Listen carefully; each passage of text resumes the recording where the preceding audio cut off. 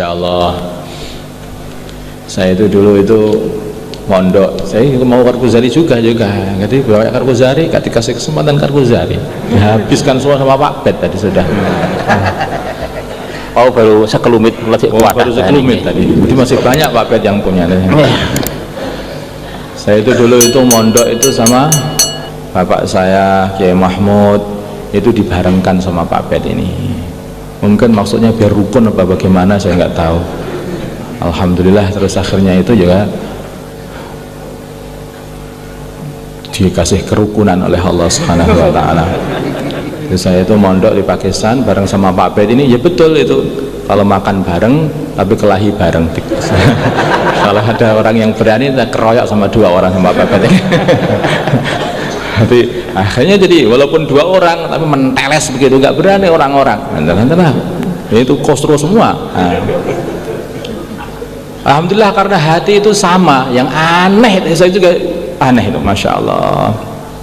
Setelah itu kami sebetulnya niat berdua itu pengen pergi ke India, ke Nahdlatul Ulama waktu itu. Tapi Pak Bet akhirnya memutuskan nggak jadi, tetap saja di Binuriton, dan saya sudah niat masa aku mundur, sekali-kali berangkat, akhirnya terpisah. Di Binuriton, di Nahdlatul Ulama di India sana, saya itu ketemu sama saudara dari Thailand. Saya itu ada, saya setiap hari itu latihan Thai boxing. Kemudian di Binuriton ternyata Pak Bet itu juga latihan yang sama. Akhirnya ketemu, loh kok podo? Oh hatinya berarti kumpul berarti. Nah, alhamdulillah. Jadi ternyata itu kalau orang itu sama, hatinya itu sudah menyatu, itu saat nih bonang ini itu podo aja gitu ya nih. Itu tujuannya betul podo. Itu masih jadi simpanan itu. Yang disimpan itu malah yang lebih berharga lagi. Nggak boleh kamu tahu masih disimpan ya. Insya Allah ya. Dia punya istri simpanan ternyata Pak Patah. Gimana ya? Disimpan di akhirat insya Allah. Takut. Jadi lebih takut koin dingin.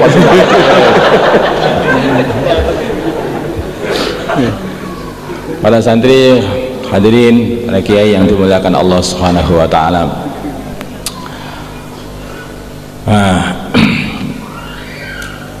Kami dulu juga haji sama Pak Bet itu bareng juga hajinya tahun 91 kalau nggak salah. 93 ya. Nah, tahun 93 kami haji. Sebetulnya kami itu pengen menjadi itu tenaga musim. Yang menjadi tenaga musim. Jadi khidmat sama orang-orang haji begitu. Dari Pakistan kami sudah daftar sana, ternyata tidak diterima. Yang tidak diterima, ya berdua nggak diterima, dua-duanya nggak diterima. Cuman teman-teman yang lain diterima semuanya. Itu kayak aneh itu. Akhirnya kami ya berangkat juga. Oleh Allah takdirnya berangkat, walaupun nggak ikut tenaga musim juga berangkat. Saya kira itu kami itu waktu itu keyakinan itu yang memberangkatkan duit lah, nggak ada duit kalau ikut tenaga musim kan akhirnya bisa diangkat bisa ke sana. Dan bisa diganti nanti duitnya sama apa itu bagian haji sana, tapi tidak, Allah yang memberangkatkan. Nah ternyata dari rumah itu dikirim duit beberapa dolar itu sehingga kami bisa berangkat berdua sampai sana, sampai Kaliren di sana itu. Datang ke sana itu sebelum Ramadan itu, apa pas Ramadan itu, sampai sana itu, Masya Allah, sampai habis itu duit itu. Kami minta roti di jalanan itu saya. Artinya kami juga punya pengalaman ngemis juga. Ternyata seperti ini ya rasanya ngemis itu. Makanya saya itu kalau jadi kehabisan sampai itu ngantri roti di pinggir jalan. Di pinggir jalan itu kan ada orang pembagi-bagi roti itu. Berarti ikut ngantri. Alhamdulillah. Uangnya tinggal dikit, yang bawa Pak Patah hilang lagi. Nah itu saya tinggal tidur. Itu tak tinggal tidur hilang. Saya pikir saya itu yang gede, berarti akhirnya yang paling pinter megang uang. Saya tak pegang, dompetnya jatuh diambil orang. Ya Alhamdulillah. Berarti malah ini pengalaman bertawakal. Semuanya kebaikan semua yang datang. Ada duit ya alhamdulillah. Nggak ada duit malah jadi wali. Makanya akhirnya apa, oleh Allah itu banyak orang-orang di Madinah itu mengajak makan, mari ikut makan gitu. Juga di Madinah, di masjid Mekah mungkin kita lowe kan ya. Apa kita melas bagaimana wallahu a'lam gitu. Terus sampai kita itu diajak makan, ayo keluar, diajak makan. Ya ini tidak punya duit tapi tetap makan. Saya tapi masih ingat satu perkara yang sampai sekarang itu masih dongkol. Ketika dalam keadaan lapar, saya melihat orang-orang Arab itu makan ayam hanya kulitnya saja, kemudian dagingnya itu dibuang di tempat sampah. Kurang ajar, aku slow mau tak ambil itu nggak berani. Astagfirullah, kok ya melas menek jiko sama tempat sampah.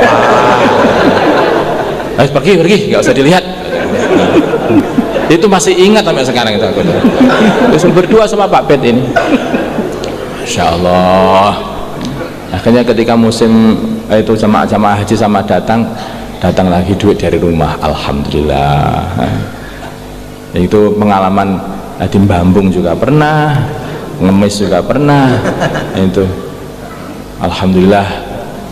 Jadi makanya kalau orang itu maunya enak saja, nggak pernah apa itu merasakan rekoso, lah itu rekoso sedikit saja sudah putus asa nanti akhirnya itu. Makanya santri itu Masya Allah jangan menyenyi itu loh.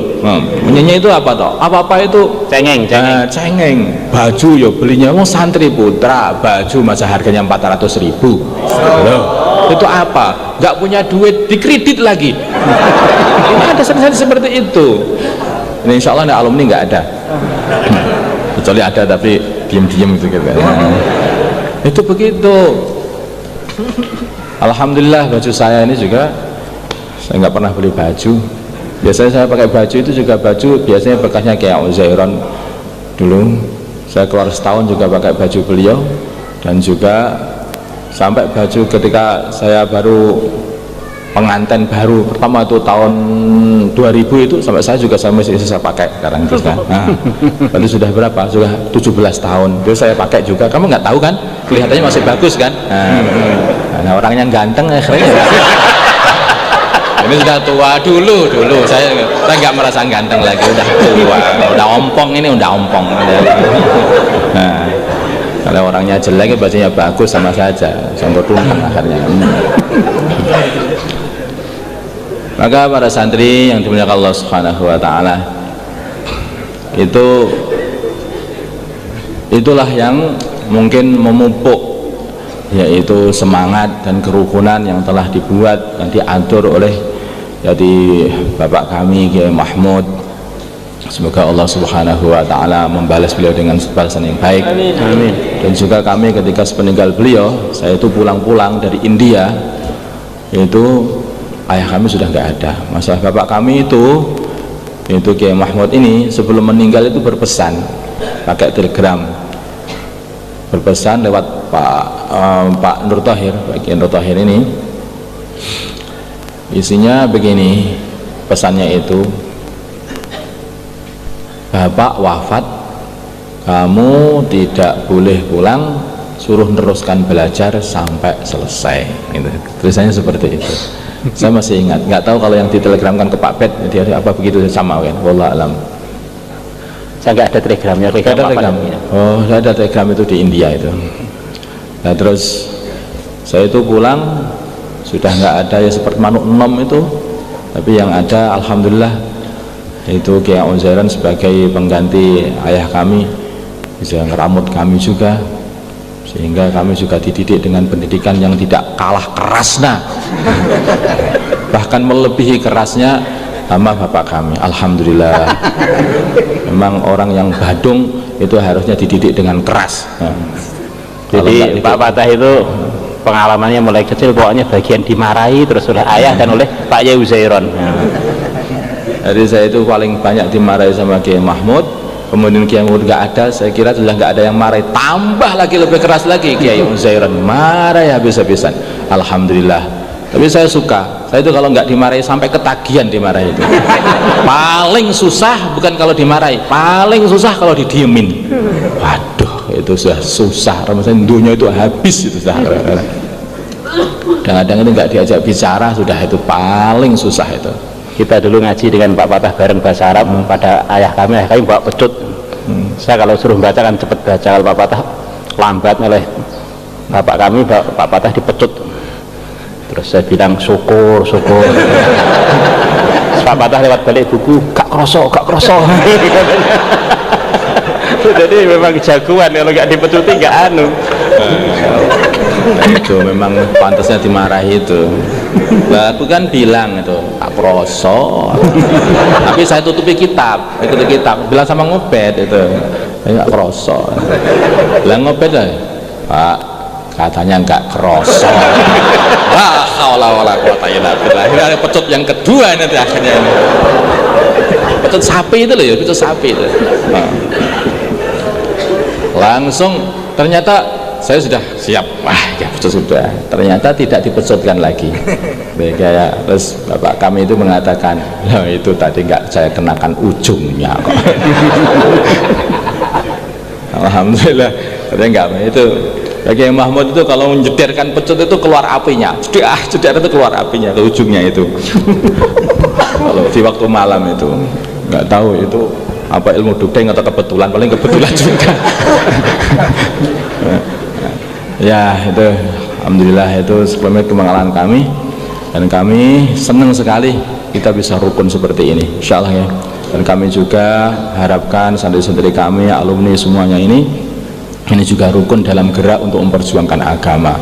Kita ini harus punya jasa untuk Islam. Kita ini sudah dipelihara oleh Islam, dididik oleh Islam, ya, diberi akhlak dengan akhlak Islami. Maka jangan sampai kita ini melenceng dari akhlak Islami. Akhlak Islami itu bagaimana? Sudah mudahin aja, kelembutan. Sudah, itu kelembutan itu baik. Kelembutan itu baik. Innar rifqa la yudau ala syai'in illa zanah. Kelembutan ini tidak diletakkan kepada apapun kecuali akan menghiasinya. Sudah kelembutan. Jangan menggunjing satu sama lain. Jangan menggunjing satu sama lain. Urusan menggunjing ini Allah Subhanahu wa taala langsung menasihati kita, wala yaghtab ba'dukum ba'dha ayuhibbu ahadukum ayyakula lahma akhihi kaitan fakarihtumuh. Jangan sampai menggunjing satu sama lain, jangan muka aib, jangan ngelok nih ya, jangan ngelok nih. Wala tanabazu bil alqab bi'sal ismul fusuq ba'dal iman. Insyaallah nggih Pak nggih. Nah, sing rukun, sing apik, gerak yang sama dan selalu kerjasama. Supaya nanti ini santri-santri dan supaya nanti alumni-alumni semuanya dan para kiai di sini ini bisa mewarnai dunia ini, bukan hanya Indonesia, dunia ini dengan kebaikan-kebaikan, dengan akhlak-akhlak yang mulia, seperti halnya dulu baginda Nabi kita Muhammad SAW datang ke dunia ini untuk menyebarkan akhlak yang mulia. Innama bu'itsu liutammima makarimal akhlak. Insyaallah ya.